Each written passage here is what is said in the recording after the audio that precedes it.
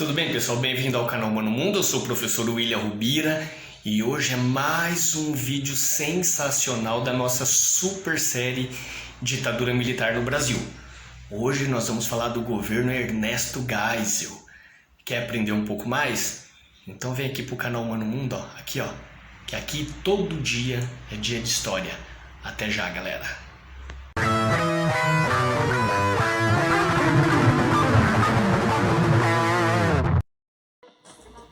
Tudo bem, pessoal? Bem-vindo ao canal Mano Mundo. Eu sou o professor William Rubira e hoje nós vamos continuar a nossa super série Ditadura Militar no Brasil. E hoje nós vamos falar do governo Ernesto Geisel, ok? Então, só para contextualizar, o mundo estava passando pela Guerra Fria, ok? Então a gente estava vendo em vários países independências, liberdade, né? Revoluções com a esquerda saindo vencedor, tá? Então o mundo todo estava passando por esse período, né? E o Brasil passando por uma ditadura militar, ok? Mas enfim, com o fim do mandato do Médici, o Ernesto Geisel ele passa a ser indicado pelos militares para concorrer à presidência do Brasil. Em todas as outras eleições para presidente durante a ditadura militar, nunca houve um concorrente, ok? Desta vez, pela primeira vez, teria então um concorrente ao Ernesto Geisel, e seria o Ulisses Guimarães do MDB. Tá? Qual que era a ideia do Ulisses Guimarães e do MDB? Apenas mostrar para a população a farsa que era as eleições para presidente do Brasil, né? Tanto que era uma farsa que ele perdeu de muito, não foi de pouco, perdeu por muito Ulisses Guimarães. E aí no dia 15 de março então de 74, o Ernesto Geisel passa a ser então o presidente do Brasil. Só uma curiosidade sobre o Geisel: ele fazia parte daquela ala militar que a gente chama de linha branda. Eu falei nos outros vídeos, linha branda, ou castelista, ou Sorbonne, e tinha os militares da linha dura. Então o Geisel era da linha branda, e o Geisel tinha a ideia então de devolver a democracia para o Brasil. Só que ele falava, seria de uma forma lenta, gradual e segura. Eles não queriam então devolver da noite para o dia, para não dar moral para a esquerda crescer. Então seria de forma lenta, gradual e segura, para que o exército se mantivesse no poder, tá, por mais tempo. Tanto é que foi lento, gente, que demorou 10 anos para a democracia voltar ao Brasil, ok? Então, pessoal, no campo econômico, o Geisel pega o Brasil destruído, tá bom? Nós falamos isso nos outros vídeos, então volte lá para assistir. Quem não assistiu, assista, que é para entender esse contexto. O Brasil havia passado pelo milagre econômico, o crescimento do Brasil, da indústria, das exportações, e por conta da crise do petróleo, o Brasil se afundou numa dívida, porque o crescimento que o Brasil estava passando era às custas de empréstimo e às custas do povo, como eu falei nos outros vídeos, do arroxo salarial. Então é este Brasil que o Geisel pega. E aí o que acontece? Ele já chega querendo mudar a política externa. Porque o Brasil sempre foi capacho dos Estados Unidos e ser tão servidor dos Estados Unidos acabou fazendo o quê? Criando uma dependência econômica. Só que o mundo estava passando por uma crise econômica. E aí o Geisel chega e ele fala o seguinte: olha, parou. Lembrando, que eu falei agora há pouco, o mundo estava passando pela Guerra Fria. Então o Geisel chega, ele já começa a aproximar de países do Oriente Médio, aproximar economicamente, de países da África. O Brasil retoma negociações com a China comunista. Então ele já chega e fala o seguinte: olha, Estados Unidos, bacana, legal, nossa parceria, mas eu preciso cuidar do Brasil. E ele começa então a negociar com países que até então era praticamente impossível negociar. Chegou ao ponto do Geisel ele ser favorável à OLP, a Organização da Libertação da Palestina. Então, lembrando que tinha tido a criação do Estado de Israel e que até agora então não havia criado o país Palestina, que inclusive até hoje, tá, gente, em 2021 nós estamos, e até hoje não existe, tá? E o Geisel então ele começa, abandona então essas restrições ideológicas de Guerra Fria e ele fala: o negócio é o seguinte, vamos continuar agora cuidando do nosso país, vamos negociar seja com quem for. E os Estados Unidos é óbvio que espana com tudo isso. E aí, ao invés dele dar aquela recuada na economia, ele foi para cima, diminuiu então essa dependência com os Estados Unidos. Em 74 ele lança o segundo Plano Nacional de Desenvolvimento, onde ele queria o crescimento da indústria pesada, aço, cobre, máquinas, equipamento, energia elétrica. Então, quando todo mundo achou que ele ia dar uma recuada na economia, ele chegou e radicalizou de verdade, tá bom? Então, a produção energética do Brasil, ela cresceu sim, já havia crescido no governo anterior do Médici. Então, ele acaba dando então essa ênfase então no setor energético em resposta à crise do petróleo. Tá? Então, primeiro que ele começa a falar o seguinte: olha, a gente depende muito do petróleo. O Brasil ele importava quase todo o seu petróleo. Então ele começa a investir então na energia elétrica, tá? No álcool. Ele queria substituir então tirar essa dependência brasileira do petróleo e passar a usar mais o álcool. Então, assim, a ideia do Geisel, gente, ela não foi ruim.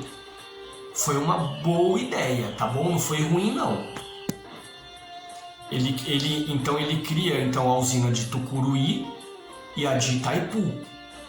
Então, vamos crescer então na questão da energia. E aí ele lança no dia 14 de novembro de 75 o Proálcool, né? Então o Programa Nacional do Álcool, que eu falei agora. Então vamos substituir o petróleo pelo álcool. E aí ele começa também a se aproximar da Alemanha Ocidental e dá um impulso muito grande em 75, com a assinatura de um acordo então, com a Alemanha, do Programa Nuclear Brasileiro, tá? Enriquecimento de urânio, então, que são as usinas nucleares de Angra dos Reis. Então, olha só, até aqui o governo Geisel ele estava andando sim. Só que para colocar tudo isso em prática, ele precisava de uma coisa muito importante: mais empréstimos. E aí, o que acontece, gente? O Brasil já estava arrebentado. Então ele passa a aumentar a nossa dívida externa para conseguir colocar tudo isso em prática. Só que tem um problema. Em 79, o mundo passa por mais uma crise do petróleo. E aí, assim, gente, não teve jeito, tá? 80% da renda que o Brasil obtinha com as exportações, o Brasil gastava para importar o petróleo. Então entende que assim, olha, era uma dívida para tampar outra. Você fazia um buraco para tampar outra. Não tinha jeito. Então assim, o governo Geisel até até teve boas ideias, mas também não deu sorte.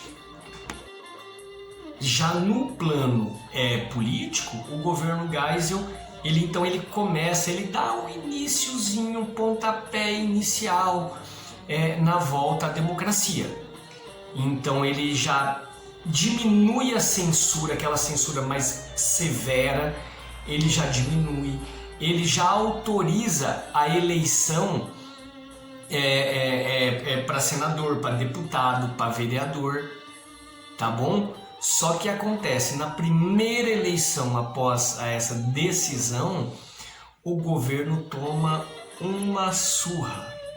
O MDB, o único partido concorrente, acaba tendo uma vitória significativa.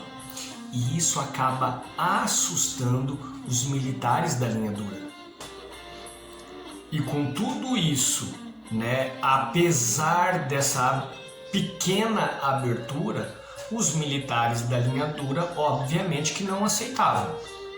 Eles não aceitavam, ficaram assustados, eles continuavam sim prendendo, torturando, matando aos montes. Tanto é que em outubro de 75, o jornalista Vladimir Herzog, ele foi encontrado morto. Depois o Manuel Fiel Filho, também os dois foram encontrados mortos. Tentaram simular um suicídio, né, nas dependências do exército, do ICOD, tá? E essas notícias explodiram no Brasil, tá? Então assim, as mortes elas estavam acontecendo. Os órgãos de repressão que eles alegavam o quê? O que eles faziam ali era em nome da segurança, da paz, da família e tudo mais. E com isso, o Geisel ele acaba afastando vários comandantes do alto escalão do exército. Vários mesmo. E aí, pessoal, sem esquecer essa pancada que o governo havia tomado nessas eleições, o Geisel em 74, então, ele acaba recuando no processo de abertura política. Que realmente assustou. Até mesmo o Geisel, que era da linha branda, né, ele queria sim devolver a democracia. Ele dizia, mas seria de forma lenta, gradual e segura. Né? E aí o que ele faz?